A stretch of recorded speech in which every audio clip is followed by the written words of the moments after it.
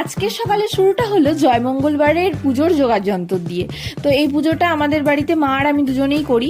সেই জন্য হচ্ছে মা প্রথমে মানে এই পুজোর মেন আকর্ষণ যেটা সেটা হচ্ছে খিলি তৈরি। আর এই খিলিটার ভিতরে থাকে জব, মুগ ডাল, তুলসী পাতা আর চাল। এই সমস্তটা দিয়ে পানের আকৃতিতে করে নিয়ে দিতে হয়। আর মা এখানে গার্ডারটা এই জন্য ছিল কারণ আমাদের এখানে না অনেক সবাই পুজো দেয়, আর পুজোতে সবার খিলির সাথে মানে ওলট পালট হয়ে যায় যাতে না হয় সেই জন্য।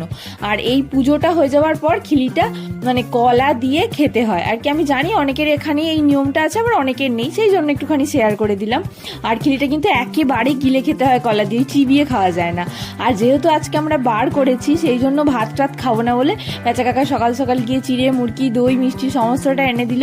মানে মাঝে মধ্যে এই সমস্ত ভালো লাগে, খুব একটা খারাপ লাগে না, আর শরীরের জন্য অবশ্যই দরকার, মায়েরাও একটু রেস্ট পায়। আর এদিকে পুচকেটাকে গা ধুইয়ে দিয়েছে, চুপচাপ দাঁড়িয়ে আছে, আমি গিয়ে আদর করছিলাম, কিচ্ছু বলে না, এটা সোনা একদম।